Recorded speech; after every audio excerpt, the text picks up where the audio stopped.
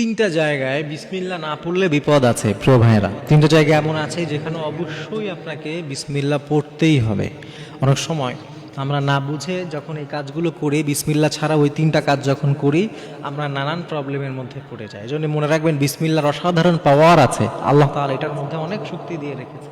যেন বিসমিল্লাহটা পড়তে হবে, বিশেষ করে তিন জায়গায় বেশি বেশি পড়ব।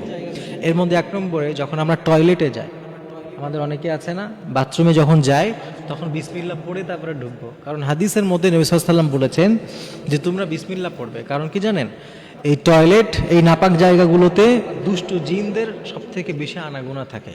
তা হাদিসের মধ্যে নবী সাল্লাল্লাহু আলাইহি ওয়াসাল্লাম বলেছেন, যখন কেউ বিসমিল্লাহ পড়ে টয়লেটে ঢুকে, তখন এই বিসমিল্লাহটা তার আর দুষ্টু জিন শয়তান এগুলোর মাঝে পর্দা হয়ে যায়। সুবহানাল্লাহ, একটা পর্দা বা একটা দেয়াল উঠে যায়।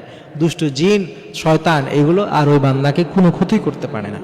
যদি প্রিয় ভাইরা, এক নম্বরে বিসমিল্লাহ পড়ে টয়লেটে যাও। আর যদি না যান, তখন কিন্তু দুষ্টু জিন, দুষ্টু শয়তান এগুলো বিভিন্নভাবে ক্ষতি করতে পারে। তখন কিন্তু একটা ভয়ানক বিপদ হবে। এই জন্য এক নম্বর কাজ হচ্ছে, টয়লেটে যাওয়ার আগে অবশ্যই ইনশাআল্লাহ তাআলা বিসমিল্লাহ পড়বেন। এরপরে দুই নম্বর হচ্ছে, খাবার সময় বিসমিল্লাহ পড়বেন। কারণ হাদিসের মধ্যে আসছে, বিশ্বনবী সাল্লাল্লাহু আলাইহি ওয়াসাল্লাম বলেছেন যে এই খাবার খাওয়ার শুরুতে বিসমিল্লাহ পড়া হয় না, ওই খাবারের মধ্যে শয়তানেরও একটা অংশ থেকে যায়। তার মানে আমি যদি বিসমিল্লাহ পড়ে না খাই, আমার সাথে শয়তানও বসবে খাবার খেতে। আমি যেই খাবার খাচ্ছি ওই খাবারে শয়তানও খাবে, শয়তানও মুখ দিবে।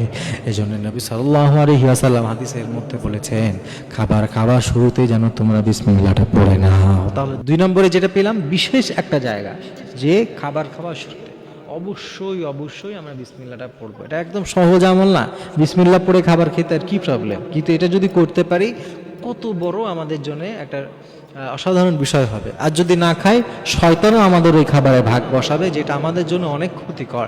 আল্লাহ তাআলা হেফাজত করুক। তিন নম্বর আর একটা জায়গা আছে যেটা অতীব গুরুত্বপূর্ণ, সেটা হচ্ছে সন্ধ্যা যখন হবে, আযানের আগ মুহূর্তে সন্ধ্যা হলেই জানলা এবং দরজা বিসমিল্লাহ বলে লাগাতে হবে। এটা অনেক জরুরি। হাদিসের মধ্যে এসছে যে শয়তান ওই সময়, দুষ্টু জিন মাগরিবের আযান শুনলে ছুটাছুটি করে, এবং যেই ঘরগুলোতে বিসমিল্লাহ বলে দরজা জানলা বন্ধ করা হয় না, ওইগুলোতে ঢুকে যায়।